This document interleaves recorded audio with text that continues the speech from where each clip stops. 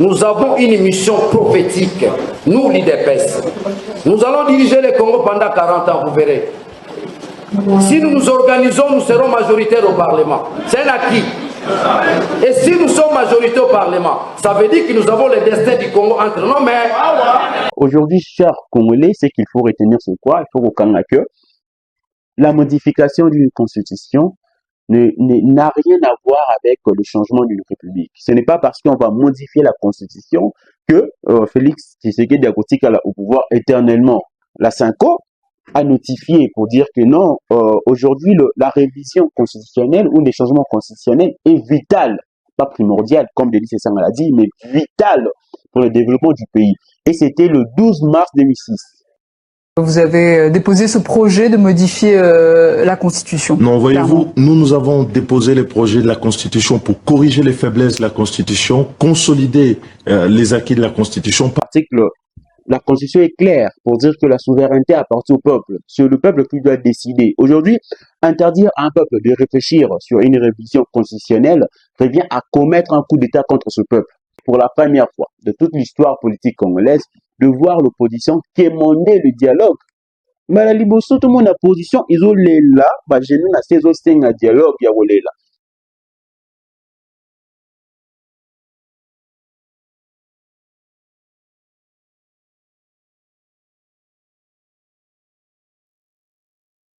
Bonjour à toutes et à tous, je suis très heureux de vous retrouver pour ce nouveau numéro de votre magazine Faisons le point, où aujourd'hui on va parler d'un sujet qui fait débat, c'est le changement ou la modification de la Constitution.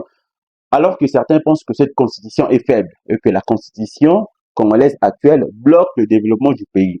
De notre côté, il y a aussi des personnes qui pensent que toucher la Constitution pourrait mettre en danger la démocratie de notre pays. Alors, c'est vraiment un sujet d'actualité, mais un sujet très important, car le peuple est invité à réfléchir sur cette question. Alors que la question qui se pose, la République démocratique du Congo, a-t-elle besoin actuellement d'une nouvelle constitution ou d'un meilleur respect de lois existantes? Parce qu'il y a des lois qui existent. Le problème aujourd'hui, c'est la constitution qui bloque ou c'est les personnes qui nous dirigent qui n'arrivent pas à respecter cette constitution. Voilà un peu le sujet de notre émission d'aujourd'hui. Les décors est déjà lancé. On va commencer, on va rapidement entrer dans les vifs de notre sujet. Alors, on va parler de la Constitution. C'est quoi une Constitution? Comme vous le savez bien, la Constitution, c'est la loi fondamentale, hein, c'est la loi maîtresse d'un pays. C'est ce qu'on appelle en lingala Mobekoli Kondi. Donc, chaque pays a une Constitution et cette Constitution peut être soit écrite, soit une Constitution coutumière. Constitution coutumière, on fait allusion à la Constitution, par exemple, au Isana, la Grande-Bretagne, hein, en Angleterre, ils ont une Constitution coutumière, alors que en RDC, on a une constitution écrite, la constitution qui a été adoptée en 2005, promulguée par le président de la République à l'époque, Joseph Kabila Kabange, le 18 février 2006. Donc, c'est la constitution actuelle Oyo Tozanamon.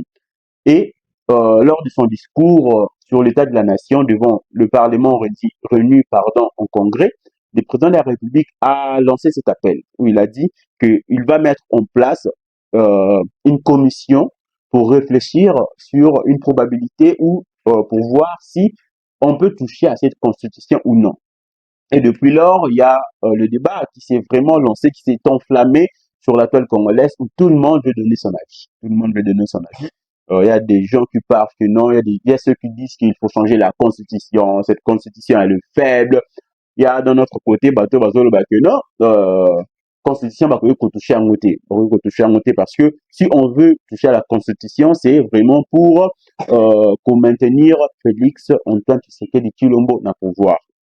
Des débats et ensemble on va essayer de réfléchir, mais on doit d'abord, je dois lever cet équivoque là pour vous dire que quand il faut très souvent, hein, quand il faut réfléchir sur une question juridique, c'est toujours bien, c'est mieux de faire appel aux juristes, de faire appel aux doctrinaires, aux constitutionnalistes pour que éclairer la long terme, il y a citoyen. Parce qu'aujourd'hui, je vois tout le monde veut émettre son avis, même sur une question qui est purement juridique. Tout le monde veut émettre son avis, tout le monde veut expliquer, tout le monde veut se faire spécialiste en droit constitutionnel alors que spécialiste est basé.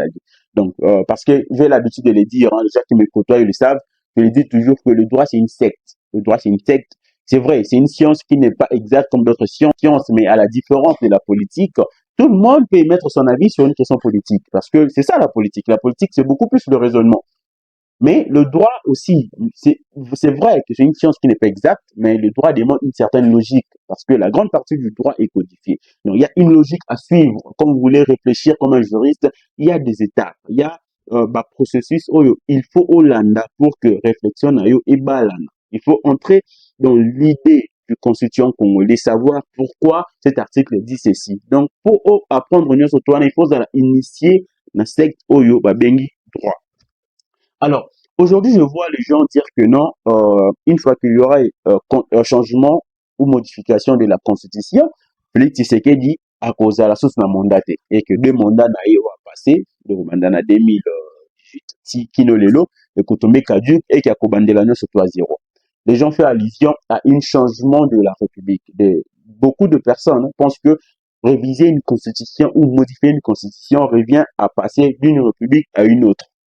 Mais cela n'est pas le cas. Ce n'est pas parce qu'on change une constitution que tu as directement dans la République Moussoussou. Ce n'est pas parce que tu changer quelques articles de la Constitution qu'on va passer de la 3e à la 4e République. C'est faux. C'est pas ça. Alors, il faut poser la question, quand est-ce que l'on peut passer d'une République à une autre? Déjà, avant ça, je vais ouvrir une petite parenthèse pour le concept changement ou révision. Moi, je suis beaucoup plus, je penche du côté, il y a révision parce que je me dis, quand on parle de changement, on voit vraiment enlever la constitution qui existe et la remplacer par une nouvelle constitution. Alors que dans notre contexte à nous, en RDC, on ne peut pas parler du changement.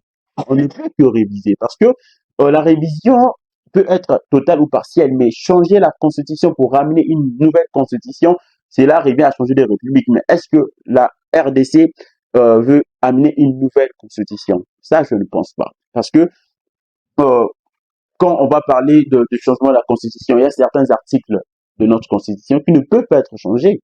Il y a par exemple les articles sur le droit de l'homme ne peuvent pas être changés. Il y a l'article 1er de la Constitution qui dit que la République démocratique du Congo est un État souverain dans ses frontières de 1960 et tout. Vous allez changer cet article-là? Non. Donc du coup, on peut parler que d'une révision constitutionnelle et cette révision peut être soit partielle, soit totale. Mais total aussi, il y a un peu de doute parce que on ne peut pas vraiment, il faut qu'on en parle aussi, on ne peut pas réviser tout le 29 articles de la Constitution. Et réviser une Constitution ne revient pas à changer de république. Maintenant, pour passer d'une république à une autre, ce qu'il faut savoir, il faut premièrement l'adoption d'une nouvelle Constitution. Quand on parle de l'adoption d'une nouvelle Constitution, il faut savoir que la Constitution est à la carte adoptée selon le contexte actuel, comme par exemple en 2006, dans une constitution, il y a transition. Donc, qui n'a pas les pairs, et puis il y a les élections et tout. Il fallait tout voir constitution et permettre à Bisoto Kendenango si na la prochaine élection 2011, 2018 et tout. Pour passer d'une république à une autre, il faut également que il y a la rupture politiquement comme majeure et salima. Quand je parle d'une rupture politique majeure, je vois par exemple une révolution très très sévère, on voit le coup d'État, on peut parler d'une transition politique majeure comme ça a été le cas en 2006 ou d'une chute d'un régime, alors que cela n'est pas le cas actuellement. Actuellement, le président en place, Félix Antoine Tshisekedi Tshilombo, a juste appelé les scientifiques congolais à réfléchir sur cette question, à l'obité qu'il faut changer, parce que je vois les gens parler que non, il va changer la constitution, va bâtir qu'elle a un pouvoir, mais tel n'est pas le souhait du président en place. Il a dit que non, il nous invite à cogiter, à réfléchir sur cette question-là. Donc, aujourd'hui, chers Congolais, c'est qu'il faut retenir ce quoi? Il faut reconnaître que la modification d'une constitution n'a rien à voir avec le changement d'une république. Ce n'est pas parce qu'on va modifier la constitution que Félix Tshisekedi au pouvoir éternellement. Non, c'est vraiment un faux débat. Il ne faut pas entrer même dans ces débats-là. Ok, non, ceux qui ont changé la constitution, article en place, élection aux assos, libéral. Non, c'est un faux débat et il ne faut surtout pas entrer dans ces débats. Maintenant, on va entrer dans la partie essentielle de cette vidéo qui sera très bien laconique. La vidéo sera très laconique. On va parler en bref de cette question de la Constitution parce que je me suis tellement retenu Mais au fond de moi, il faut y mettre avis parce que c'est un débat qui touche la scène politique congolaise. Alors que il y a trop de débats contradictoires dans des chaînes télé, tout, je ne veux surtout pas participer parce que c'est vraiment devenu de la blague. Hein. C'est vraiment devenu de la blague. Tout le monde veut venir parler de son avis. Il y a même des gens qui ne peuvent pas parler devant tout parce qu'on se permettre via débat télé. Il suffit de donner un $50 pour être reçu dans une émission et parler. Donc voilà pourquoi je préfère faire cette émission, organiser cette émission d'analyse et mise à jour qui sera très laconique. On va parler de ça.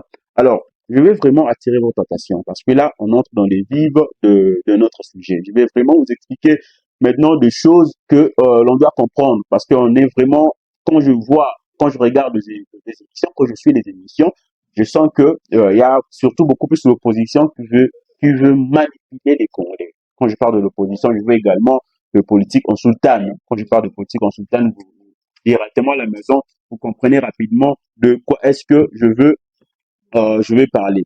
Maintenant, on va parler de la constitution congolaise. On parle de la révision constitutionnelle. On est en décembre. Comment comprendre cela? Comment comprendre cette révision constitutionnelle? Donc, c'est ça la deuxième partie de notre vidéo. Je vous demande de rester connecté. On continue juste après cette petite vidéo. Nous voilà de retour.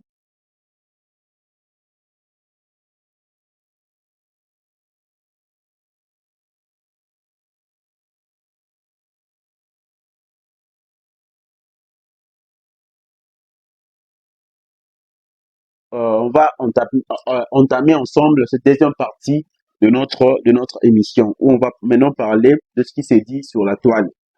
Aujourd'hui, les opposants disent que non, ce n'est pas le temps, ce n'est pas le moment, et que le pays fait face à des défis sécuritaires. Aujourd'hui, la priorité, c'est l'économie sociale, la sécurité, et que modifier la constitution ou réviser cette constitution reviendrait à prolonger le pouvoir en place. Cependant, je vais vous mettre cette vidéo. On va tous ensemble suivre cette vidéo d'un opposant également. D'un opposant, c'est une vidéo, c'est l'interview que M. Delis Sesanga a accordé à nos confrères de TV5 Monde. C'était, si je ne me trompe pas, si ma mémoire est bonne, le 30 octobre 2019, où il a accordé cette interview. On va également ensemble suivre l'interview et on se retrouve tout juste après pour analyser. Vous avez déposé ce projet de modifier la Constitution. Non, voyez-vous, nous avons déposé les projets de la Constitution pour corriger les faiblesses de la Constitution, consolider les acquis de la Constitution, pas pour porter les coups de canif contre la Constitution. Oui, mais quand on dit révision de la Constitution, rien que la notion, ça fait peur en RDC. Donc, s'il faut clarifier tout ça, c'est maintenant. Alors déjà, pas question de toucher au nombre de mandats présidentiels, hein, on est d'accord. Pas question de toucher au nombre de mandats présidentielle, mais en même temps, il est beaucoup plus facile de dire non que de dire oui. Nous disons non à ce langage pavlovien qui a empêché qu'à chaque fois qu'on veut parler de la révision constitutionnelle, que les gens agitent le chiffon rouge comme quoi on veut revenir sur le 220. Le 220 constitue le condensé des acquis de notre lutte démocratique et il doit pouvoir être préservé. Alors au final, 34 articles au total à réviser. Les prioritaires selon vous? Les prioritaires, je crois qu'il faut remettre l'élection du président de la République à 2 tours, parce que le 1 tour a démontré ses limites en 2011 et en 2018. Donc revenir comme avant 2011. Comme avant 2011, comme en 2006. Ensuite, revoir le périmètre de la décentralisation, faire en sorte qu'on mette fin à ce système de mise aux enchères de voix des députés provinciaux pour élire les sénateurs et les gouverneurs de province. L'objectif, c'est quoi? L'objectif, c'est de faire élire les sénateurs et les gouverneurs de province dans des conditions qui soient beaucoup plus contrôlées par la population. Les sénateurs devraient être élus par un scrutin direct, donc directement par la population dans des circonscriptions à définir. Et ensuite, les gouverneurs de province pourraient être issus de groupes représentatifs au niveau des assemblées provinciales. Voyez-vous, aujourd'hui, ce qui favorise la corruption, c'est que vous avez un groupe qui n'a pas d'élu dans une province donnée et se permet de présenter un candidat gouverneur et dans certains cas, il est élu parce qu'il a monnayé les voix de ses élus. Cela est inacceptable. Et il y a la question de la double nationalité. qu'il faut pouvoir régler. Et nous pensons que nous devons affirmer la double nationalité dans notre droit et créer le droit du Congolais à la nationalité d'origine pour celui qui en a et qui l'a perdu et qui peut la réintégrer quand il en fait la déclaration. Éviter ainsi la discrimination et l'instrumentalisation qui en est faite par le pouvoir public contre tel ou tel autre groupe. Et visionnage de cette vidéo, je comprends maintenant pourquoi nos frères Bangala balobaka que mutaliaki na tongo na mutaliaki na pokwa mutakolala nzala eza mutu aliaki na tongo. Ça fait ça. Si c'est en octobre 2019 où l'opposant actuel, le rebelle, l'ancien rebelle, l'opposant actuel, Denis Sassou était encore député national, où il a apporté sa proposition pour modifier la constitution actuelle.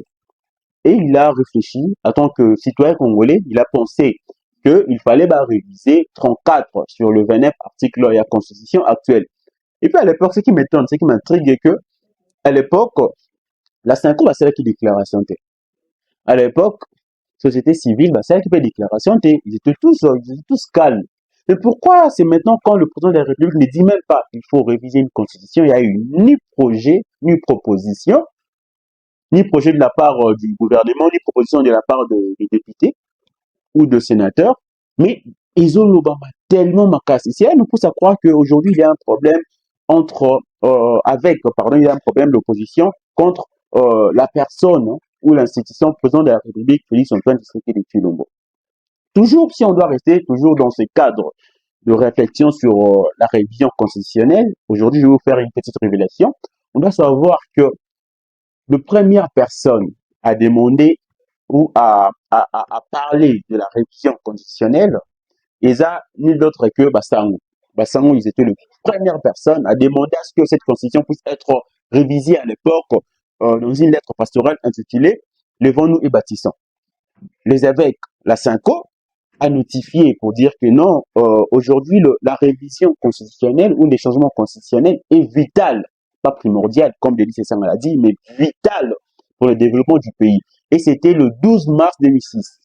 La Constitution a été promulguée par le président de la République à l'époque, le 18 février 2006, et la lettre a été envoyée, a été notifiée le 12 mars 2006. C'est-à-dire, cette constitution-là, au besoin de protéger les lots, n'avait même pas encore un mois, n'avait même pas encore atteint un mois d'existence, mais les élèves de la Cinco ont demandé la modification de cette constitution. Nini Bamona qui n'a pas tiré une modification. Point d'interrogation. Parce qu'à l'époque, ils ont dit que cette modification était vitale pour le développement du pays. À l'époque, c'est cette même constitution qu'ils veulent protéger aujourd'hui et ils veulent nous faire gober que non, la constitution ne doit pas être changée. Là quand même, il y a des zones d'ombre. La Cinco doit venir nous éclairer. Parce qu'aujourd'hui, quand Fidèle Mongo dit que on ne peut pas toucher à la Constitution, il y a beaucoup plus important que ça. Il y a la jeunesse qui est abandonnée en son triste sort. Il y a la guerre à l'est du pays. Mais à l'époque, le 12 mars 2006, quand la Cinco a demandé la révision constitutionnelle, même pas un mois après la promulgation de cette constitution, c'était quoi le sujet? Pourquoi à l'époque, Basango, société civile, Balobakité, ils ont été le premier à demander cette modification. Et aujourd'hui, ils veulent interdire au peuple congolais d'exercer leur droit. Un droit qui est consacré par l'article 5 de la Constitution actuelle. On va lire l'article 5, vous allez comprendre pourquoi chaque Congolais a le droit de réfléchir sur cette question. On va lire l'article 5 ensemble. On va lire l'article 5 de la Constitution. Alors, article 5 de la Constitution congolaise. L'article 5 consacre: la souveraineté nationale appartient au peuple. Tout pouvoir émane du peuple qui l'exerce directement par voie de référendum ou élection et indirectement par ses représentants. On a tous lu l'article 5 de la Constitution. Alors, on a compris que la Constitution est claire pour dire que la souveraineté appartient au peuple. C'est le peuple qui doit décider. Aujourd'hui, interdire à un peuple de réfléchir sur une révision constitutionnelle revient à commettre un coup d'État contre ce peuple. Et ça me fait mal quand je vois des juristes comme Jean-Marc Kabund, l'opposant, qui va tweeter pour dire que non, penser ou réfléchir, débattre sur une révision constitutionnelle, c'est un faux débat. Du coup, je me dis, Pour lui, il dit que le plus important, la question qui est primordiale aujourd'hui, c'est le dialogue inclusif, comme il aime bien l'appeler. Mais moi, je vous dis, c'est pour la première fois de toute l'histoire politique congolaise de voir l'opposition quémander le dialogue. Mais la liboso, tout le monde a position, ils ont les là, bah, j'ai mis assez un dialogue, il y a là. Très souvent, c'est toujours le pouvoir en place qui vient demander, qui vient solliciter le dialogue avec l'opposition. Mais pour la première fois, l'opposition est en train de crier, de chasser partout que non, on veut dialoguer, on veut dialoguer, on veut dialoguer. Mais aujourd'hui, je vais rappeler à l'opposant, Jean-Marc Aboun, pour le dire ceci. Est-ce qu'il sait que le dialogue n'a aucune valeur constitutionnelle? Eux, qu'à chaque fois qu'il y a un dialogue dans ces pays, à la suite, il y a la violation de la Constitution. Je vais juste prendre un exemple, parce que c'est là, c'est vraiment pas le sujet de notre émission d'aujourd'hui, mais on va prendre un exemple. Le dialogue de 2018, là et tout, avec l'opposition et la majorité, Joseph Kabila, président à l'époque, ils ont dialogué et ensuite ils ont décidé que les premiers ministres doivent être tirés de l'opposition. Et on a eu Bruno Tshibala comme premier ministre, Sami Badibanga, qui étaient tous à l'époque des opposants. Mais alors que la constitution congolaise consacre que non, l'opposition doit être, le premier ministre ou le chef du gouvernement doit être tiré de la majorité parlementaire. Mais en 2018, qui avait la majorité parlementaire? C'était le président Joseph Kabila qui avait la majorité parlementaire. Donc le fait de nommer Bruno Tshibala et Sami Badibanga comme premier ministre, c'est une violation flagrante de la Constitution. Et violation, on a permettre violation, c'est le dialogue. Mais c'est là que violation constitutionnelle. Et donc aujourd'hui, on ne peut pas interdire à un peuple de réfléchir sur le changement ou la révision de la Constitution. L'opposant, Jean-Marc a également dit que non, nous sommes dans un état de siège. Il a évoqué l'article 219 et les articles 219 et les articles 220. On va lire maintenant. On va lire les deux articles en question. Les articles que l'opposition va proclamer partout. On commence par l'article 219. Aucune révision constitutionnelle ne peut intervenir pendant l'état de guerre, l'état d'urgence ou l'état de siège, ni pendant l'intérim à la présidence de la République, ni lorsque l'Assemblée nationale et le Sénat se trouvent empêchés de se réunir librement. Mais moi, je me pose la question, pourquoi les opposants évoquent cet article maintenant alors que le président de la République n'a même pas envoyé une proposition à l'Assemblée nationale ou au Sénat? Il n'y a aucune proposition d'une modification constitutionnelle. Pourquoi évoquer cet article? On évoquera cet article lorsque tout le monde est que non, il y a une proposition ou un projet de révision constitutionnelle. Pour l'instant, c'est pas les temps de parler de cet article, vu que le président a juste appelé les scientifiques congolais à réfléchir sur cette question. Et quand on parle d'une réflexion, on voit on constate que le président de la République accorde une valeur inestimable aux scientifiques congolais. C'est pour la première fois de voir un président de la République mettre en valeur les scientifiques congolais. Quand on parle des scientifiques, on voit les anthropologues, le politologue, le sociologue, le psychologue, le juriste. Le président de la République, donc, a dit que non, n'a qu'à réunir les scientifiques congolais, pour réfléchir sur ça, et après, on verra Nini Tokosala. Alors, le but est de changer. Donc, il n'a pas lieu de parler de l'article 219. On va maintenant parler article opposant article 220 où la disposition intangible. On va lire l'article 220 de la Constitution. L'article 220 de la Constitution consacre la forme républicaine de l'État, le principe du suffrage universel, la forme représentative du gouvernement, le nombre et la durée de mandat du président de la République, l'indépendance du pouvoir judiciaire, le pluralisme politique et syndical ne peut faire l'objet d'aucune révision constitutionnelle. Est formellement interdite toute révision constitutionnelle ayant pour objet ou pour effet de réduire les droits et libertés de la personne ou de réduire les prérogatives de provinces et des entités territoriales décentralisées. Ils disent que non, ce sont des dispositions intangibles. Mais s'il faut se limiter qu'à ça, c'est incorrect. Ça, ce sont des dispositions intangibles expresses, c'est-à-dire le Constitution congolais a exprimé sa volonté pour dire que non, ces articles ici ou ces points ici sont des dispositions intangibles. Mais il y a également d'autres dispositions intangibles dont les opposants ne vont pas en parler. Il y a des dispositions intangibles qui ne sont pas expresses, qui ne sont pas exprimées. Par exemple, je vais prendre juste ma disposition intangible. Tous ces articles qui protègent le droit de citoyen, la liberté de la presse, la liberté d'expression, ce sont des articles intangibles qui ne sont pas expresses, des dispositions intangibles qui ne sont pas expresses. On va lire aussi une disposition intangible. Ce n'est rien d'autre que l'article 1er de la Constitution. Je vais vous montrer que il y a des dispositions qui sont intangibles, mais qui ne sont pas exprimées. Bah, l'obité que on peut changer un côté, mais beaucoup qui peut changer un côté.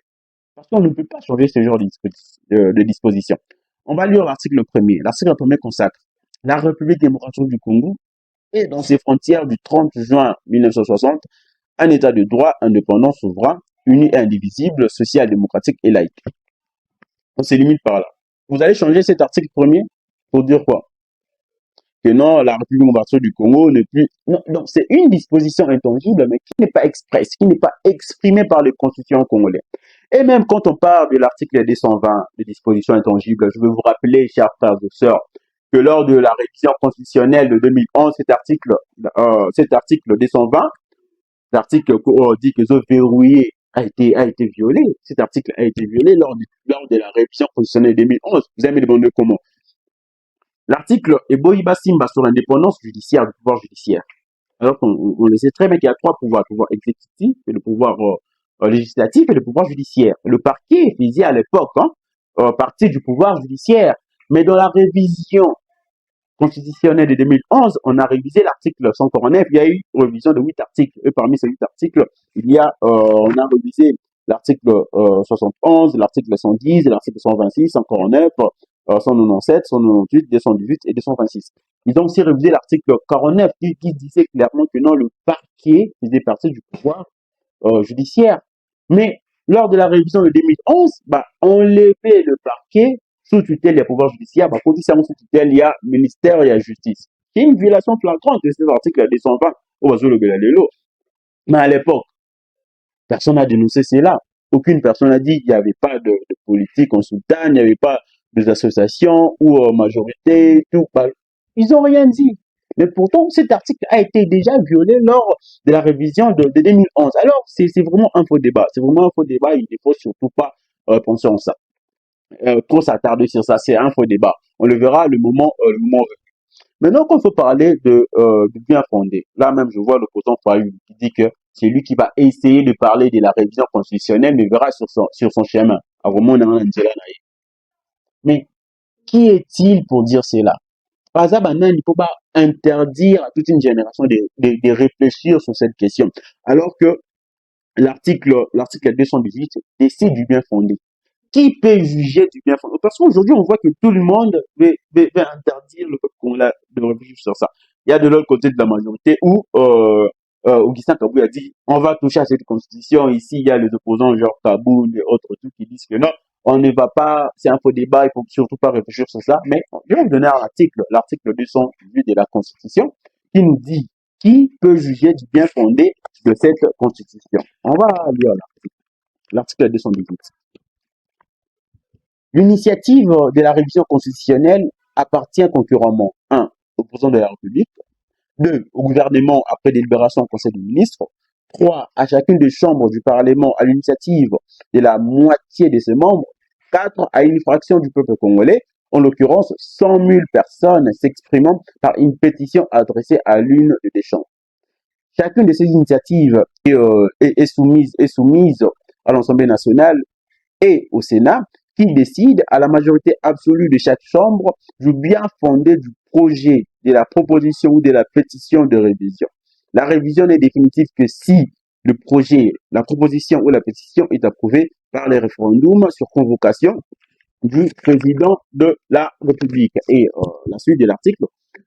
Toutefois, le projet, la proposition, la pétition n'est pas soumis au référendum lorsque l'Assemblée nationale et le Sénat réunis en congrès l'approuvent à la majorité de 3/5 de membres de composants. C'est-à-dire, aujourd'hui, les opposants n'ont rien à dire sur le bien fondé de cette demande-là, de cette proposition de la révision ou de ces projets de la révision. Ils ne peuvent rien dire parce que, déjà, même les personnes ont besoin d'intervenir de réfléchir. Jean-Marc Kaboun, Dédé Sessang et autres, ils ne sont ni députés.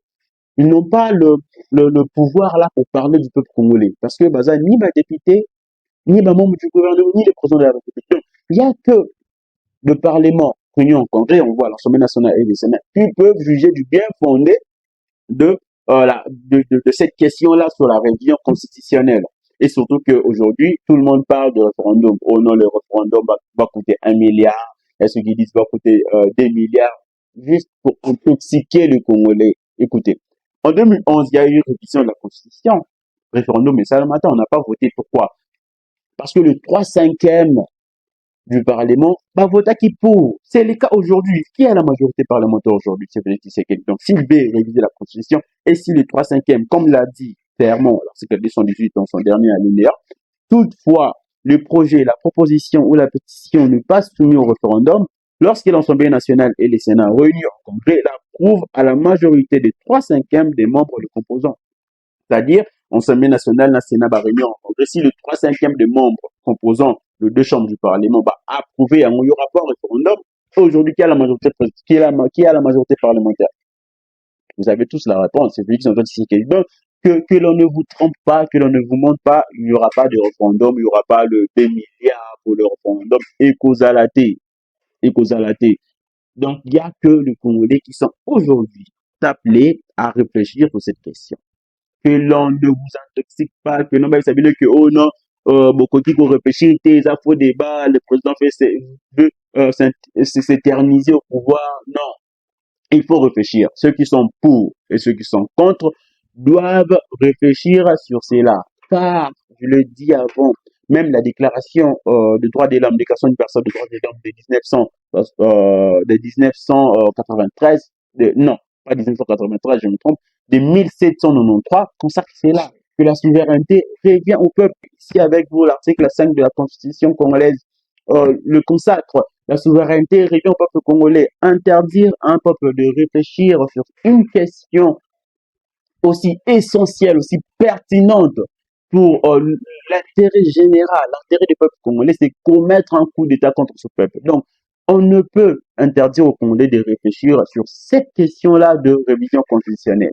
Là, qu'on s'abinoté, il n'y a personne qui peut nous l'interdire, que ce soit de l'opposition ou de la majorité. Vous êtes libre de penser, vous êtes libre de penser, libre de réfléchir, libre de vous décider de dire si vous êtes pour ou contre. D'ailleurs, vu que nous sommes dans un pays démocratique, je vous donne également cette possibilité-là de répondre, d'écrire dans les commentaires si vous êtes pour ou contre un changement ou une modification constitutionnelle. Donc, donnez-nous vos avis dans les commentaires et on va essayer d'en parler. Donc, messieurs et dames, comme vous pouvez bien le constater, nous sommes déjà arrivés à la fin de cette édition, mais je vous prie de bien vouloir vous abonner, de partager, de liker, vous connaissez la danse. Et d'ici là, si on arrive à conclure un contrat avec une chaîne de la place, on va vous communiquer la chaîne. Vous allez commencer désormais à suivre nos émissions via la télé, Canal+, Bluesat, StarTime et autres. Donc, pour conclure, je peux dire très brièvement que non, la Constitution, le débat sur le changement ou la révision de la Constitution, c'est un débat très sérieux. Il ne doit pas être manipulé par la peur ou par la propagande ou parce que nous sommes de la majorité, nous sommes de l'opposition. Non. Donc, la Constitution appartient au peuple. C'est ça le préambule de la Constitution. Je vais vous lire les préambules de la Constitution. Vous allez écouter l'exposé des motifs. Les préambules de la Constitution. Écoutez la première phrase, préambule de cette Constitution-là qui a été promulguée le 18 février 2006. Écoutez les préambules. Nous, peuple congolais, unis par les destins et par l'histoire autour de nos nobles idéaux, liberté, de fraternité, de solidarité, de justice, de paix et de travail, animés par notre volonté commune de bâtir au cœur de l'Afrique un état de droit, une nation puissante et prospère, fondée sur une véritable démocratie politique, économique, sociale et culturelle. Donc, vous voyez, c'est ça le préambule de notre constitution. Nous, peuple congolais, cette constitution appartient au peuple. Cette constitution nous appartient. Nous avions le droit de la protéger. En tant que Congolais, vous et moi avions le droit de protéger cette constitution. Donc, cette constitution nous appartient. Et s'il faut réfléchir, s'il faut ou pas réviser cette constitution, cela nous revient. C'est notre droit de réfléchir sur cette question. Alors, que la peur quitte nos esprits, que les opposants nous va intoxiquer, binoter, c'est notre droit, c'est dans nos droits de réfléchir sur une question comme l'article 5 de cette constitution. De cette même constitution consacre cela que la souveraineté appartient au peuple et la souveraineté nous appartient sur l'ensemble de ce territoire congolais. Alors, je vous prends en congé, je vous dis à la prochaine numéro pour encore parler d'autres sujets d'actualité. Pourquoi pas inviter quelqu'un d'autre ou un politique pour parler, pour discuter, pour dialoguer de ce sujet parce qu'on va jamais se taire et que notre pays, c'est la République démocratique du Congo. On n'a que ce seul pays et on doit parler, on doit exprimer nos avis quand il y a de sujets aussi majeurs qui touchent l'actualité ou la scène politique congolaise. Alors, je vous dis à très bientôt. On se retrouve dans notre prochain numéro de cette même émission Faisons le point.